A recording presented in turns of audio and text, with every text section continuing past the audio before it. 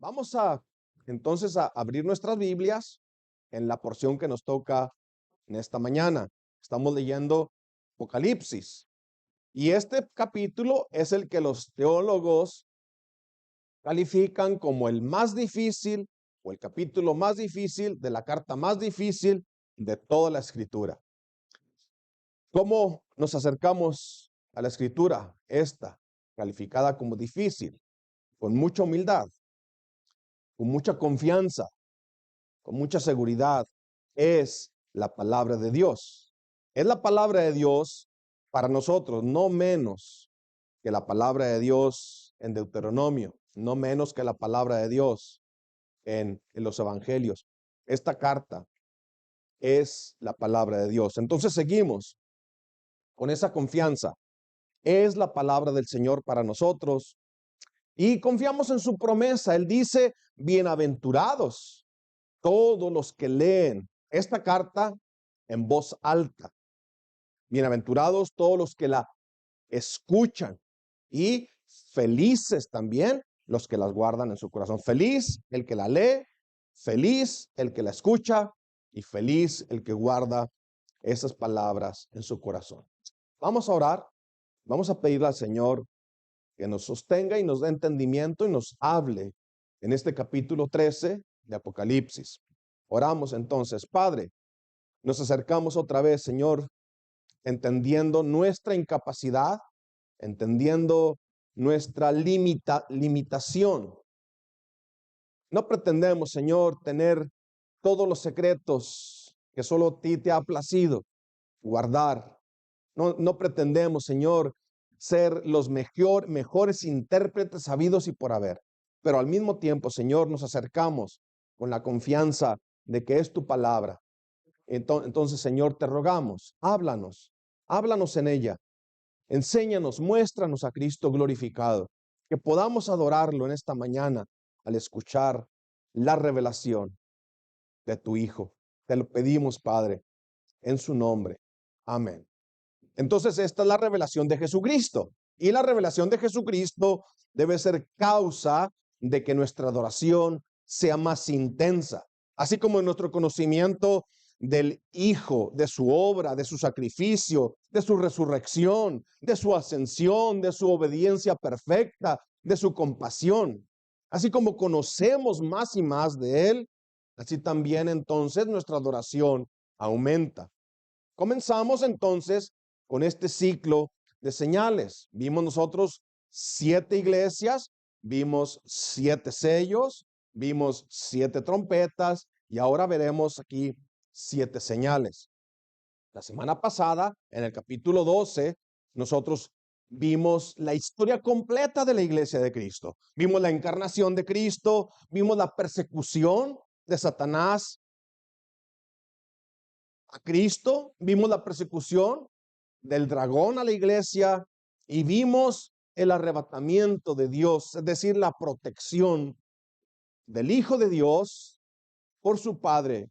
El dragón, el diablo, no pudo vencer al Hijo, Dios lo protegió, lo separó y le dio su trono, como está prometido en el Salmo 2. El Hijo reina, el Hijo varón, aquel que nació de la iglesia, de la congregación, del pueblo de Dios, fue guardado por el Señor desde su nacimiento.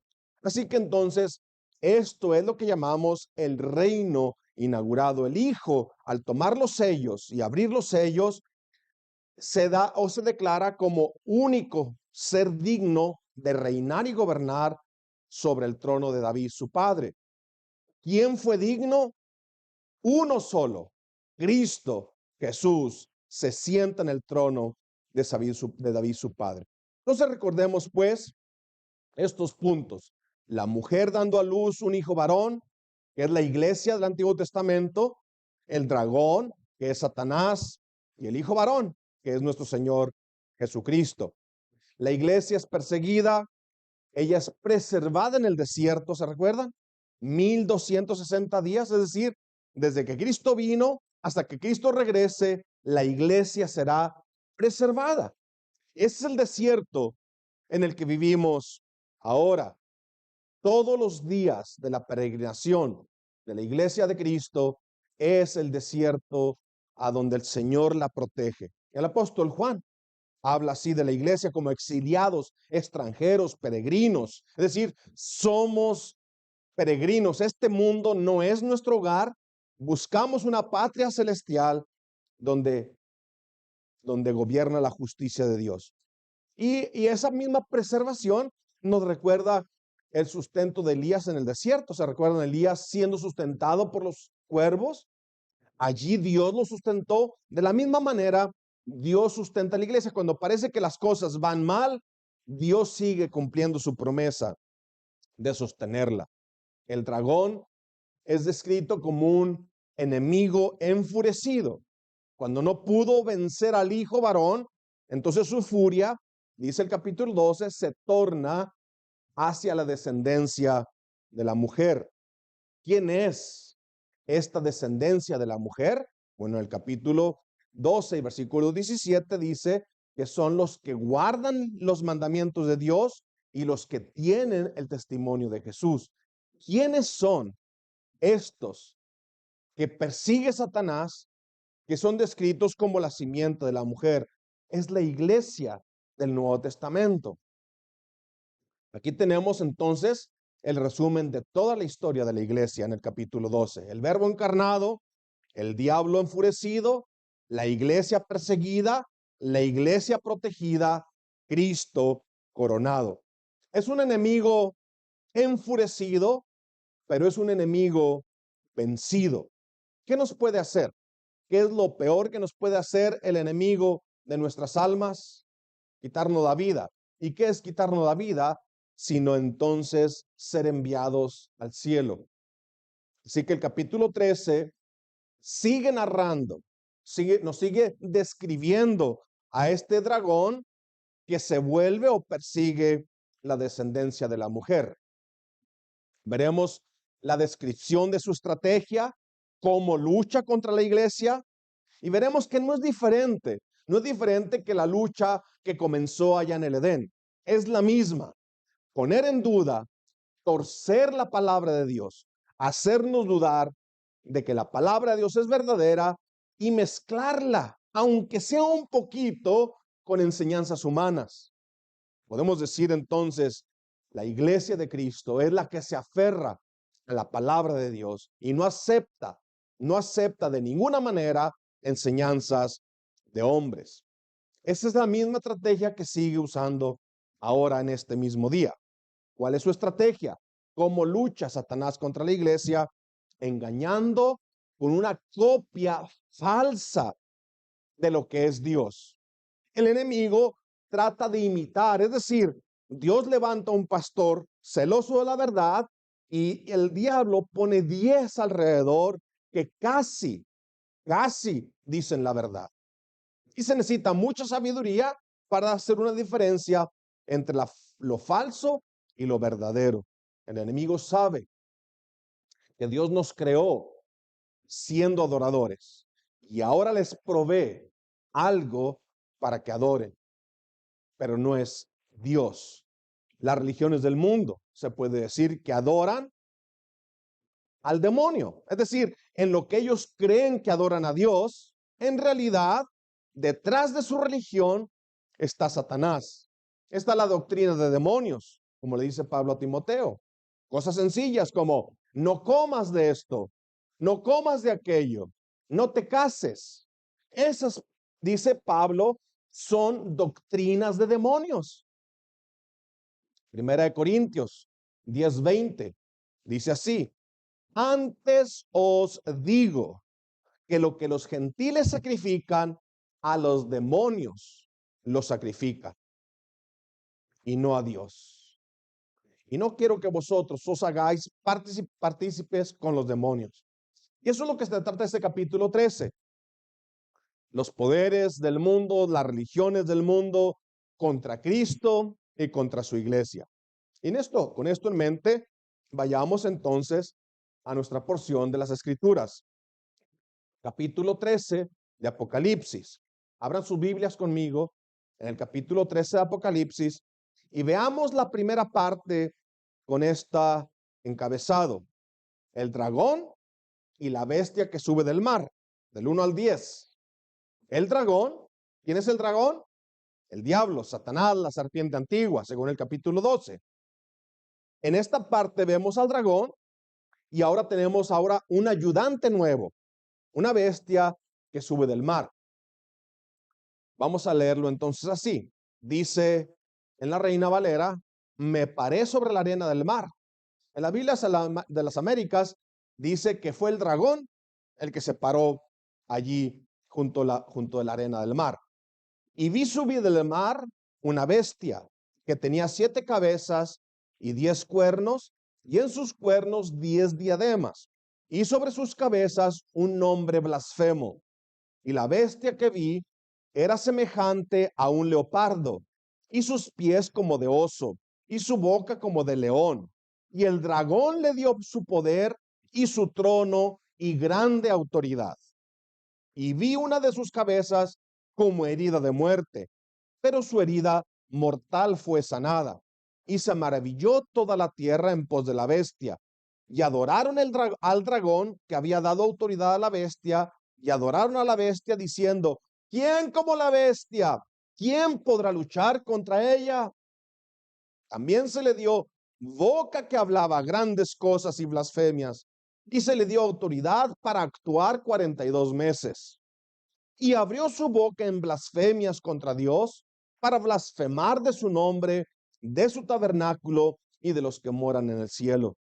Y se le permitió hacer guerra contra los santos y vencerlos. También se le dio autoridad sobre toda tribu, pueblo, lengua y nación. Y la adoraron todos los moradores de la tierra, quienes los cuyos nombres no estaban escritos en el libro de la vida del Cordero que fue inmolado desde el principio del mundo. Si alguno tiene oído, oiga. Si alguno lleva en cautividad, va en cautividad. Si alguno mata a espada debe ser muerto. Aquí está la paciencia y la fe de los santos. En la segunda parte vemos entonces el dragón y la bestia que sube de la tierra. Abra sus Biblias conmigo en el capítulo 13 de Apocalipsis. La primera parte es el dragón, la bestia que sube del mar, y la segunda parte es el dragón y la bestia que sube de la tierra. Dice del 11 al 18. Después vi otra bestia que subía de la tierra y tenía 2 cuernos, semejantes a los de un cordero, pero hablaba como dragón, y ejerce toda la autoridad de la primera bestia en presencia de ella, y hace que la tierra y los moradores de ella adoren a la primera bestia cuya herida mortal fue sanada. También hace grandes señales, de tal manera que aún hace descender fuego del cielo a la tierra delante de los hombres, y engaña a los moradores de la tierra con las señales que se le ha permitido hacer en presencia de la bestia, mandando a los moradores de la tierra que le hagan imagen a la bestia que tiene la herida de espada y vivió. Y se le permitió infundir aliento a la imagen de la bestia, para que la imagen hablase e hiciese matar a todo el que no la adorase, y hacía que todos, pequeños y grandes, ricos y pobres, libres y esclavos, se les pusiese una marca en la mano derecha o en la frente, y que ninguno pudiese comprar ni vender, sino el que tuviese la marca o el nombre de la bestia o el número de su nombre. Aquí hay sabiduría. El que tiene entendimiento, cuente el número de la bestia o calcule el número de la bestia, pues es número de hombre y su número es 666. Y así es como llegamos entonces a nuestro capítulo 13 de Apocalipsis. El título del sermón se podría bien llamar Los ayudantes del dragón. Y veremos nosotros cómo Satanás trata de hacer mímica de lo que Dios es. Es decir, quiere hacer una copia. Ustedes notaron allí una bestia, el dragón le da autoridad a una bestia que es como si hubiera muerto. Es decir, está tratando de imitar la muerte de nuestro Señor. Y luego vemos la segunda vez, la tercera bestia, dando o guiando a las naciones, a los pueblos a adorar a esta bestia que fue casi muerta, pero que es en realidad la autoridad o la persona del dragón o del diablo. Vamos a ver cómo el enemigo está tratando de imitar las cosas que hace Dios y veremos entonces en la primera parte cómo es que el Señor pues nos protege de este enemigo fuerte y cómo es que el mundo corre atrás de él engañado. La primera bestia, aunque es monstruosa o es también recibe autoridad, es diferente de la segunda bestia. En la primera vemos al dragón dándole la autoridad a la bestia que sube del mar. En la segunda vemos la bestia usando la misma autoridad del dragón, la segunda bestia, pero dando o llamando la atención a adorar a la primera bestia. Esas dos bestias son usadas por Satanás para luchar contra la iglesia. Y aunque las dos bestias son empleadas por Satanás y las dos luchan contra la iglesia de Cristo, son diferentes entre ellas. La primera es monstruosa, la segunda parece inofensiva. La primera dice como león rugiente. La segunda dice que es como un cordero, pero habla como dragón. Es Satanás que se viste como ángel de luz y sus seguidores también. La primera sube del mar, la segunda sube de la tierra. La primera es la mano de Satanás, el poder de Satanás. La segunda es la mente de Satanás. Aunque es león rugiente, buscando a quien devorar, se presenta como ángel de luz. Los falsos hermanos que se introducen en la iglesia para dividirla, la Biblia los califica como lobos rapaces vestidos de ovejas. Entonces, aunque la primera bestia es presentada de manera horrenda, yo creo que la segunda bestia es aún más peligrosa porque usa el engaño como cordero, pero con voz de dragón. Veamos entonces la división de nuestro sermón de esta manera. En la primera parte veamos el dragón y los reinos del mundo, es decir, del versículo 1 al 10. Y la segunda parte veamos el dragón y las religiones del mundo, del 11 al 18. Aunque creo que hay una combinación de los dos, es decir, los reinos de este mundo son adorados religiosamente. Tú nomás ve la televisión y ve cómo alaban a sus líderes. Hay una división completa en la tierra. Elevan a los gobernantes, los adora el pueblo. Las tiranías se levantan una tras otra. Y luego también la religión usa el poder político, la religión falsa usa pues el poder político. Pero usemos estos dos encabezados: el dragón y los reinos de este mundo, la primera parte, y el dragón y las religiones de este mundo. Y luego los dos puntos, vamos a ver en primer lugar la identidad de la bestia, luego veremos la actividad de la bestia y luego veremos la respuesta del hombre a estas bestias. Veamos primero entonces la primera bestia que sube del mar y su identidad. Ha habido millones, me imagino, que de intentos de identificar a estas dos bestias. ¿Quiénes son? Muchos han caído en el sensacionalismo. Yo me recuerdo de José Olivati diciendo, es Gorbachev, es Gorbachev. Tiene en la frente el mapa de Israel. De una mancha aquí en la frente, Gorbachev. Y su nombre es Gog Bachov. Este es Ezequiel 39. Aseguraba que este era. Y así han pasado. Es Juan Pablo II. Este es la bestia que sube del mar. Y es Obama. O es Trump. O es, qué sé yo, mil líderes más o 1000 personas más. ¿Quiénes son estas bestias? Bueno, otros han sido muy serios y muy sinceros en su interpretación o tratando de interpretar, pero aún así siguen equivocados. Y la pregunta es, ¿sabremos nosotros aquí en la iglesia de Fort Pierce quién es o quiénes son estas bestias? ¿Y cómo sabremos que nuestra interpretación es correcta? Bueno, antes hemos dicho una y otra vez que el mejor intérprete de la Biblia es la Biblia. Exactamente. La Biblia se interpreta a sí misma. Y el lenguaje que está usando aquí el apóstol Juan inmediatamente nos lleva a las visiones que tuvo Daniel. Vamos a Daniel, en Daniel 7, 15 y 16, porque no tenemos tiempo de leer todo el capítulo 7, escogí nada más dos porciones para mostrarles cómo es que se relaciona la visión de Juan con la visión de Daniel. Daniel dice así, del 7, versículo 15, 16, a mí, Daniel, se me angustió por dentro el espíritu y las visiones de mi mente seguían turbándome. Me acerqué a uno de los que estaban allí de pie y le pedí que me dijera la verdad acerca de todo esto. Y me respondió dándome a conocer la interpretación de estas cosas. Y luego vamos más adelante.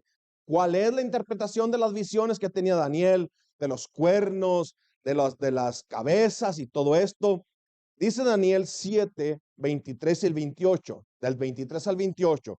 Dijo así, la cuarta bestia será un cuarto reino en la tierra que será diferente de todos los otros reinos.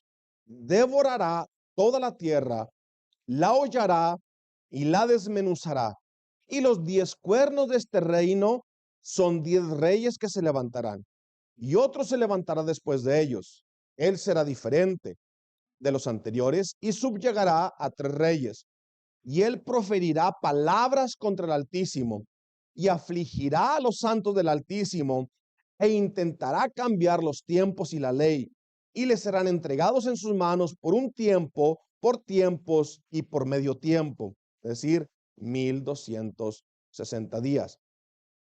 Pero el tribunal se sentará para juzgar y su dominio le será quitado, aniquilado y destruido para siempre. Y la soberanía y el dominio y la grandeza de todos los reinos debajo de todo el cielo serán entregados al pueblo de los santos del Altísimo. Su reino será un reino eterno y todos los dominios le servirán y le obedecerán. Hasta aquí la revelación. Las 4 bestias que vio Daniel, ahora Juan las resume en una. Es decir, las mismas características que tenía la bestia que vio Daniel, ahora Juan la junta en un monstruo, una bestia que sube del mar. Así que la amenaza es mayor.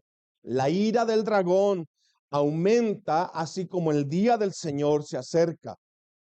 La ira del dragón va en aumento, así como sabe que le queda poco tiempo, según Apocalipsis 12:12, como leímos la semana pasada. Por lo cual, alegraos, cielos, y los que moráis en ellos. Ay de los moradores de la tierra y del mar, porque el diablo ha descendido a vosotros con gran ira, sabiendo que tiene poco tiempo. Esta guerra comenzó en el Edén, y fue Dios el que la comenzó. Y fue Dios y será Dios el que le ponga fin. Los cristianos del primer siglo, al leer esta porción de la escritura, ellos no les quedó ninguna duda. Ellos sabían exactamente de qué estaba hablando el Señor Jesucristo. Esta bestia con gran poder es el imperio romano, es la persecución cruel en contra de la iglesia. Fueron los emperadores romanos los que ordenaron y exigían que se les adorara como dioses. El año 68, el emperador Nerón, por problemas políticos, se suicida. Y la iglesia parecería que podría descansar un poco de esa persecución. Pero salieron 4 emperadores más. Y había un mito allí que Nerón reviviría. Pero sí que el emperador Nerón, aunque pareciera que la muerte de él daría descanso a la iglesia de Cristo no tiene descanso, no hay treguas. El enemigo no va a descansar. No crean ustedes que nos va a dejar en paz. Nos va a perseguir. Si queremos ser fieles a la palabra de Dios, Él será siempre nuestro enemigo y siempre va a usar cualquier poder humano, cualquier influencia humana para estorbar, para tratar de desbaratar a la iglesia. No es algo particular, entonces, de los cristianos del primer siglo. Es decir, la historia de la iglesia, esto es lo normal, que es perseguida por los poderes del mundo, es arrastrada por quiero decir, el mundo es arrastrado por la adoración de sus líderes políticos, ponen su confianza en tal y tal líder político y lo adoran religiosamente.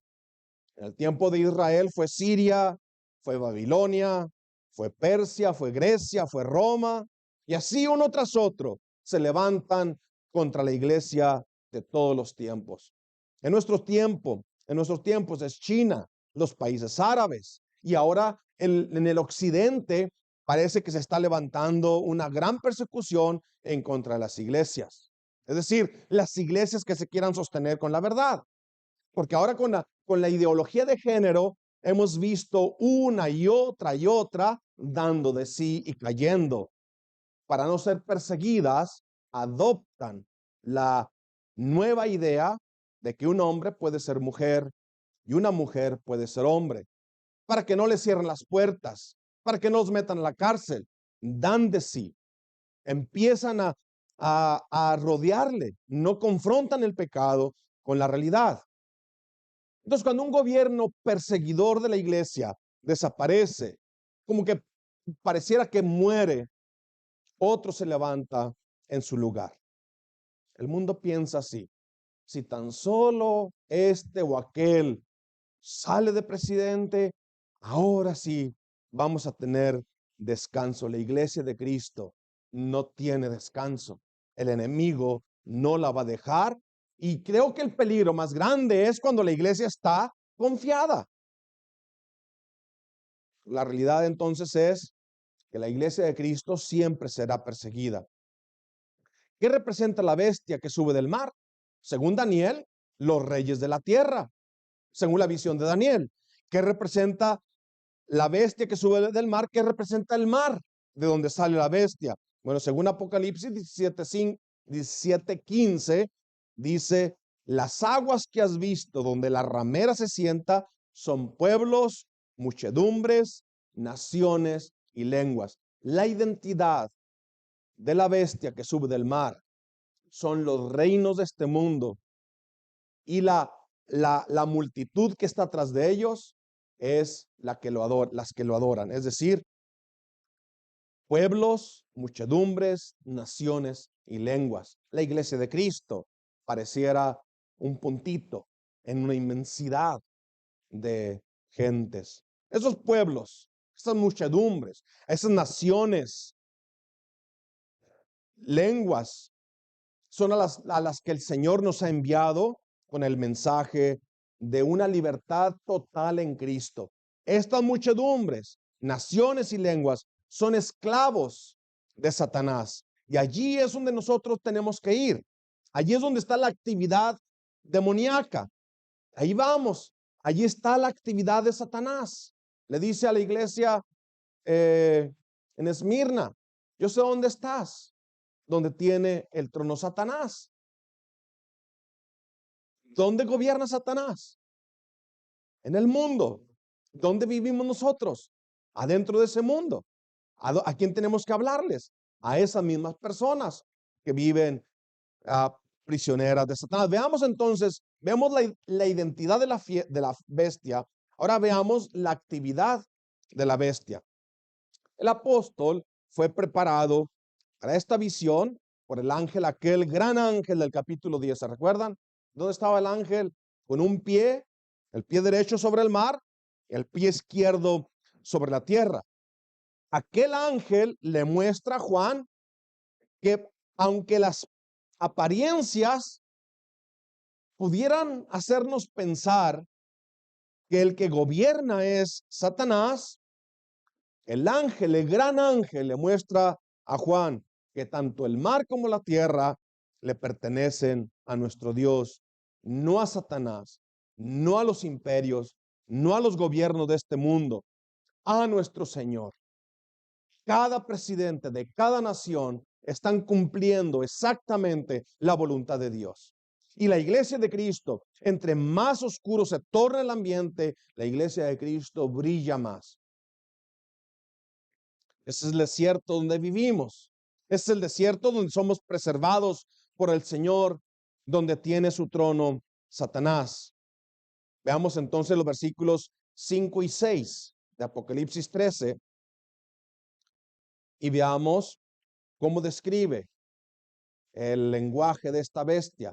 Dice así el 5: también se le dio boca, que hablaba grandes cosas y blasfemias, y se le dio autoridad para actuar 42 meses. El 6: y abrió su boca en blasfemias contra Dios, para blasfemar de su nombre, de su tabernáculo y de los que moran en el cielo. No olvidemos entonces lo que ya hemos aprendido en el resto de la carta, que la autoridad con la que la bestia actúa es concedida, se le concedió, se le dio autoridad. En primera instancia, esa autoridad viene del dragón. El dragón le dio esa autoridad a la bestia, pero en última instancia es Dios el que les permite actuar. El dragón sabe que le queda poco tiempo, por eso está enfurecido. ¿Quién es soberano? El dragón es soberano. ¿Quién es soberano? La bestia es soberana. Los reyes de la tierra, los gobiernos de la tierra, ¿son soberanos? No, nuestro Señor es soberano. El verso 7 describe entonces su conquista sobre los cristianos y describe el campo de su actividad otra vez. El versículo 7: se le permitió hacer guerra contra los santos y vencerlos. También se le dio autoridad sobre toda tribu, pueblo, lengua y nación. Pero mis hermanos, cada vez que la iglesia ha sido perseguida, el Señor usa eso como la semilla. La iglesia se hace fructífera. Cuando la persecución viene, es como que un árbol es podado y en vez de morirse, reverdece, da frutos. El puritano lo dijo de esa manera. Dice, el problema de nuestros días es que hay demasiados cristianos y muy poquitos leones. Es decir, antes tú decías que crees en Cristo y te echan al ruedo a que te coman los leones. Entonces, es una aparente victoria del enemigo. Satanás sigue siendo una mímica de Dios, sigue imitando al Señor. El dragón como el Padre, la bestia que sube del mar como Cristo y la bestia que sube de la tierra como el Espíritu Santo. La muerte fingida, es decir, dice, como que hubiera muerto y vivió. Nuestro Señor murió realmente, fue sepultado realmente y resucitó realmente.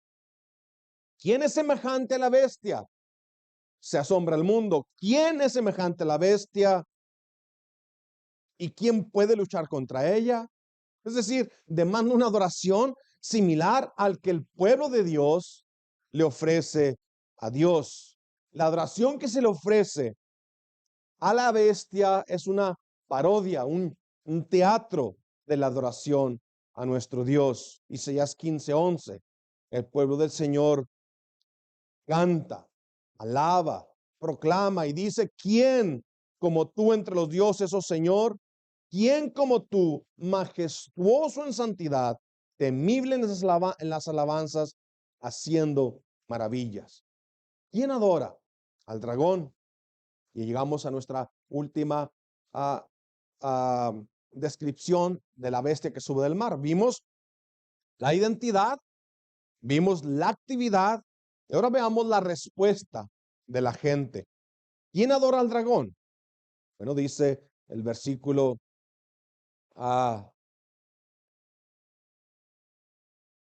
7, no, el 8, dice, y la adoraron todos los moradores de la tierra, y aquí hace una excepción.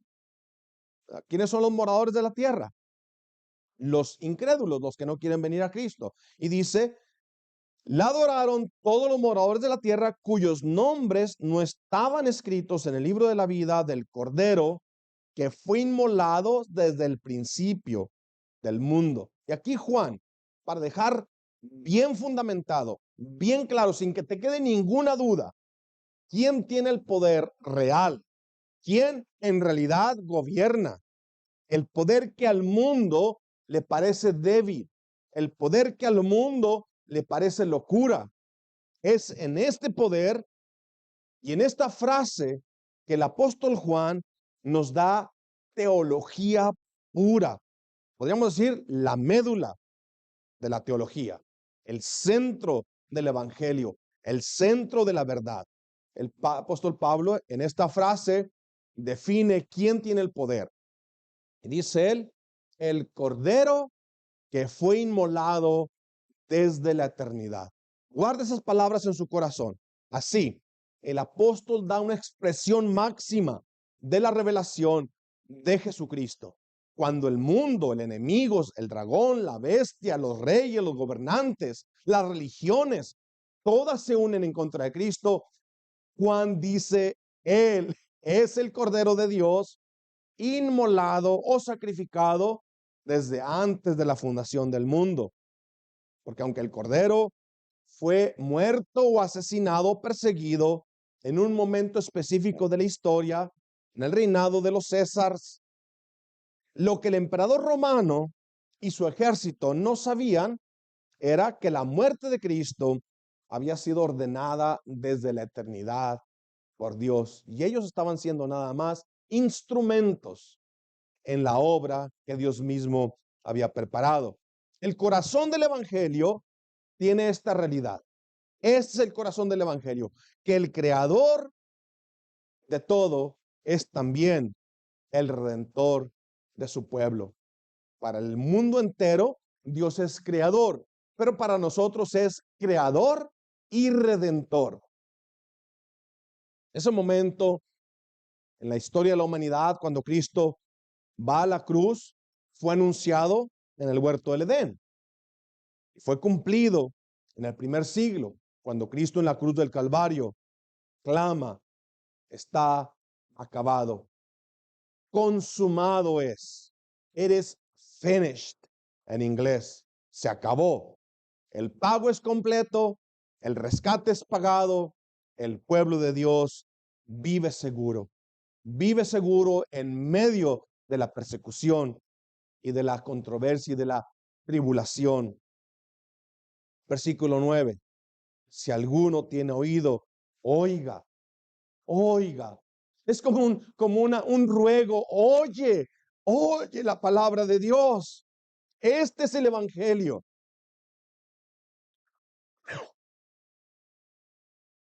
Esas son las palabras de nuestro Señor Jesucristo en cada carta. Después del mensaje a las iglesias, arrepiéntete, regrésate, mira, no pierdas, ven, compra de mí. Yo puedo darte vista, puedo darte entendimiento, puedo darte salvación. Esa es el anuncio de nuestro Señor en el versículo 9.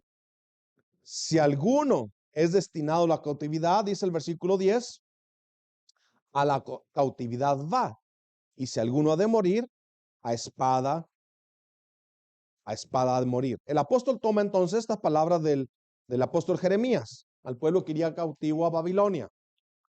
Jeremías 15, del 1 al 2, dice así: me dijo el Señor, si Moisés y Samuel, es decir, el juicio viene, no hay nadie que lo pare. Si Moisés y Samuel, dos profetas queridos, se pusieran delante de mí, no estaría mi voluntad con este pueblo. Es decir, aún en contra de Moisés y Samuel, el juicio no se va a parar. Y el anuncio es esto: échalos de mi presencia y salgan.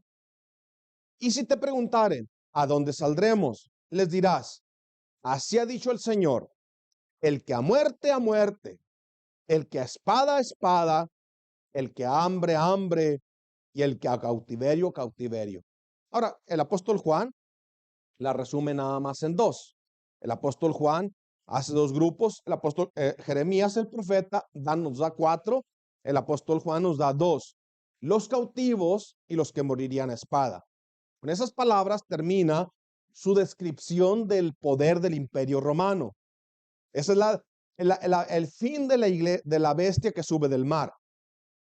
La adoración de la bestia por los moradores de la tierra y la persecución de la iglesia por los reyes del mundo. El que está destinado a morir a espada va a morir. El que está destinado a ir a cautividad, va a ir a cautividad. Esto es lo que enfrentamos en el mundo. Y el apóstol termina y dice, aquí está la perseverancia y la fe de los santos en el versículo 10. Aquí está la paciencia y la fe de los santos. Yo creo que aquí, más que un mandamiento, es una promesa. La iglesia siendo perseguida, escucha de su Señor.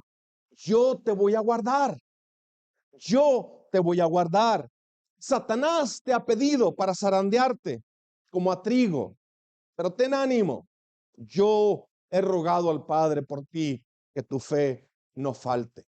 Más que un mandamiento de perseverar y guardar la fe, es una promesa que Él te va a cuidar si tú sigues siendo fiel, si guardas el testimonio de Cristo, si no niegas su nombre, Él te va a preservar y Él va a guardar que tu fe no falte.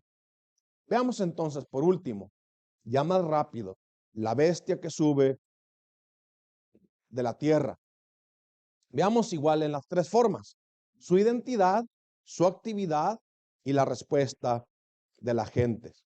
Del poder del emperador, ahora vamos al culto al emperador, del poder del gobierno, ahora vamos a la adoración de los gobiernos de los reyes de la tierra. El 11, versículo 11. Después vi otra bestia que subía de la tierra y tenía 2 cuernos semejantes a los de un cordero, pero hablaba como dragón. Otra vez, veamos el contraste. 2 cuernos como cordero, pareciera inofensivo, pero sus palabras son las palabras de un dragón. Esta bestia, por falta de tiempo, no puede llevarlo a todos los versículos, pero es calificado o marcado como un falso profeta. Su aparente inofensividad la hace igual o más peligrosa que la primera bestia en su ataque y persecución de la iglesia. Y vemos otra vez al enemigo tratando de imitar a Dios. Leamos entonces del versículo 11 al 18. Dice: después vi otra bestia que subía de la tierra y tenía 2 cuernos semejantes a los de un cordero, pero hablaba como dragón. Y ejerce toda la autoridad de la primera bestia en presencia de ella. Y hace que la tierra y los moradores de la tierra adoren a la primera bestia, cuya herida mortal fue sanada. También hace grandes señales, de tal manera que aún hace descender fuego del cielo a la tierra delante de los hombres. El 14. Y engaña a los moradores de la tierra con las señales que se le ha permitido hacer en presencia de la bestia, mandando a los moradores de la tierra que le hagan una imagen a la bestia que tiene la herida de espada y vivió. Y se le permitió infundir aliento a la imagen de la bestia para que la imagen hablase e hiciese matar a todo el que no la adorase. 16. Y hacía que a todos, pequeños y grandes, ricos y pobres, libres y esclavos, se les pusiese una marca en la mano derecha o en la frente. ¿Ves la mímica? ¿Ves la mímica? Ahora la bestia que sube de la tierra, su misión es dirigir a los moradores del mundo a adorar a la bestia que sube del mar. Y la bestia que sube del mar, Juan concluye, los que adoran a esta bestia adoran al dragón. Es la misma. Cristo dice: el que me tiene a mí, tiene al Padre. No tengan miedo, no tengan temor. Creen en Dios, crean también en mí. Es lo mismo que está haciendo aquí Satanás, tratando de imitar a Dios Trino. Esta es una trinidad inicua, una trinidad impía. La bestia de la tierra, la bestia del mar y el dragón forman una figura torcida de lo que Dios es. Ahora, la identidad de la segunda bestia es cortita. El apóstol se dedica más bien a su actividad, es decir, dirigir al mundo en la adoración a esta falsa bestia o a este falso profeta del que la Biblia habla. Esa trinidad diabólica tiene sus adoradores. Los adoradores de esta trinidad diabólica son los moradores de la tierra, los que construyen Babilonia, la ramera que será destruida, por la que lamentarán los mercaderes de la tierra al ver que sus ganancias se pierden. Así que veamos entonces su actividad imitando a Dios y su obra. Puso una marca, dice el versículo 16, hace que todos, pequeños y grandes, ricos y pobres, libres y esclavos, se les dé una marca en la mano derecha o en la frente. ¿Esto qué es? Sino una copia de lo que el Señor había hecho antes. En Apocalipsis 7, de 2 a 3, dice, vi también a otro ángel que subía desde donde sale el sol y tenía el sello del Dios vivo y clamó a gran voz a los 4 ángeles a quien se les había dado el poder de hacer daño a la tierra y al mar, diciendo, no hagáis daño a la tierra ni al mar ni a los árboles hasta que hayamos sellado en sus frentes a los siervos de nuestro Dios. Y ahora el enemigo, ahora también haciendo mímica, ahora él sella a los suyos y reclama la adoración hacia él. Mis amados hermanos, los que moran en la tierra siguen engañados. Piensan que no adoran nada. Adoran a Satanás. Piensan que su religión es suficiente. Detrás de su religión está Satanás. Las palabras de Pablo a los Gálatas describen la adoración a esta bestia y a este dragón. Pablo les dice a los Gálatas, oh Gálatas insensatos. Y luego escuche la palabra, ¿quién os fascinó para no obedecer a la verdad? A vosotros, a vosotros ante cuyos ojos Jesucristo fue ya presentado claramente entre vosotros como crucificado. ¿Por qué dejas a Cristo y sigues cualquier otra cosa? ¿Por qué? Atrás de esto que reemplaza a Cristo está Satanás. Mis amados hermanos, nosotros, por la misericordia de Dios, solamente por la gracia de Dios, es que no estamos adorando a cualquier predicador famoso. Es que no estamos corriendo detrás de las multitudes que se dejan fascinar por la elocuencia de sus líderes y no estamos siendo engañados por cualquier milagrero mentiroso. Dijo una señora, ¿cómo no vas a creer que hacen milagros? Ve, abre la televisión, ve los videos. Ahí está la prueba que sí pueden hacer milagros. ¿Qué significa estar fascinado? Como dice Pablo a los Gálatas, ¿quién os fascinó? ¿Qué significa estar fascinado? Bueno, yo fui al diccionario y dice, significa estar fuera de sí, asombrado, abrumado con asombro. Otra forma de la palabra significa estar fascinado por una falsa representación. Es lo que así se usa en Gálatas 3:1. Es por eso que el apóstol le llama tan fuerte a los Gálatas y les dice que han sido llevados como por magia para aceptar una enseñanza totalmente contraria al evangelio de Cristo. Los moradores del mundo tienen una marca sobre sí mismos. Su religión falsa es la marca de Satanás sobre ellos. Los moradores del mundo tienen la marca sobre sí mismos, es su falsa esperanza de ser buenos, su falsa esperanza en sus buenas obras. Adoran a la creación antes que al creador. Esa es la marca en sus frentes o en la mano derecha. Sus filosofías huecas, sus pensamientos, sus obras, todo es marcado por Satanás o adoración a Satanás. Son arrastrados, llevados por sus propios deseos y pasiones, obran de acuerdo a sus propios pensamientos son ley a sí mismo, y de allí nos rescató Cristo. De allí nos rescató Cristo. Llegamos entonces al final. Y ahora sí, el versículo más difícil del capítulo más difícil del libro más difícil. El versículo 18.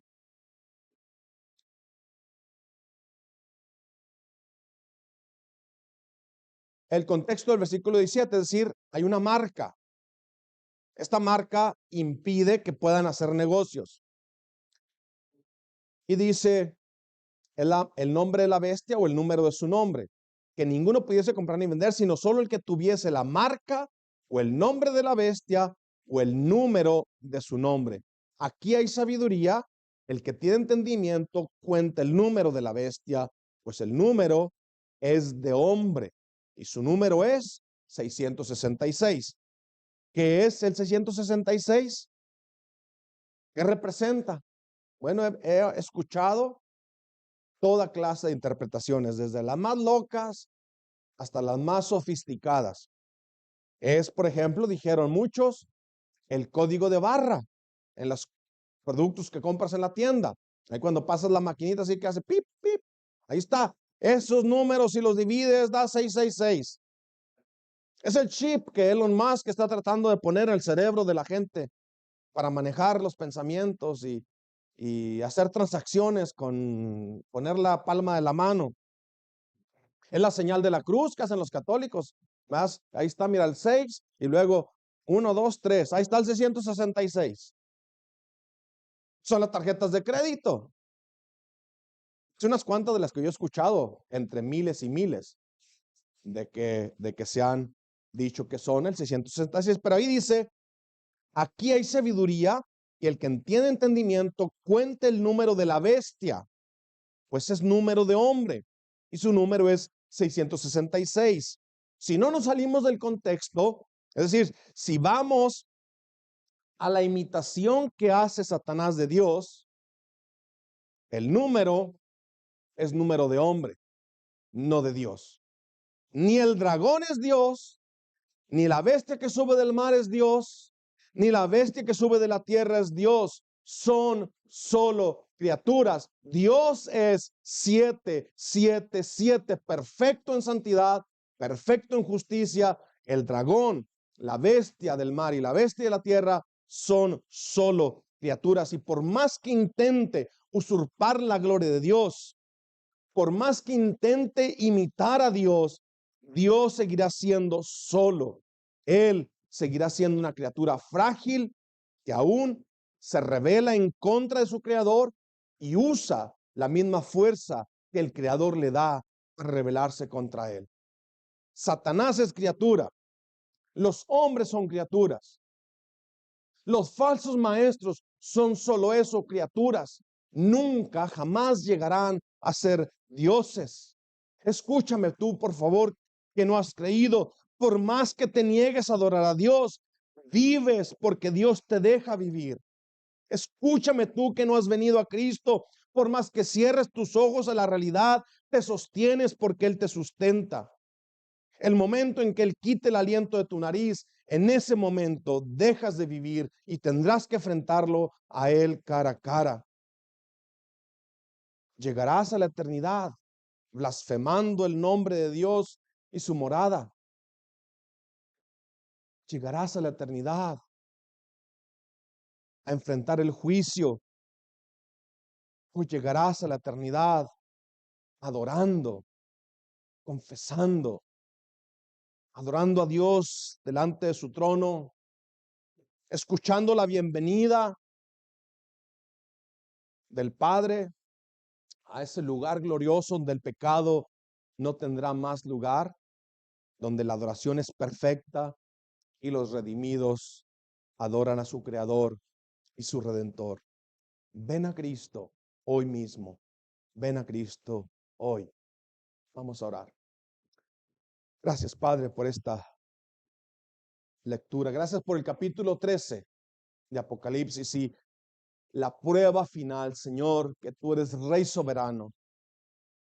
El fin del siglo mostrará que tú eres verdadero, único Salvador, que el diablo es mentiroso y que los siguen están engañados, ciegos por su propio pecado y por las ofertas falsas y la esperanza falsa de una religión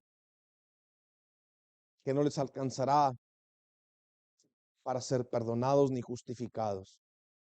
Padre eterno, ten compasión de nosotros, Señor. Ayúdanos a vivir para ti y ayúdanos a hacer luz en este pueblo, aquí en Fort Pierce. Ayúdanos a hacer luz en nuestros hogares. Ayúdanos a hacer luz en nuestros trabajos. Ayúdanos a hacer luz en la ciudad de Fort Pierce. Rogamos por cada uno, Señor, de los que están aquí, que han escuchado tu palabra. Glorifícate otra vez más. Te lo pedimos y sabemos que lo haces así. Te glorificarás una vez más y darás gloria a tu nombre una vez más. No a nosotros, Padre, no a nosotros. Es a tu nombre al que das gloria. Amén.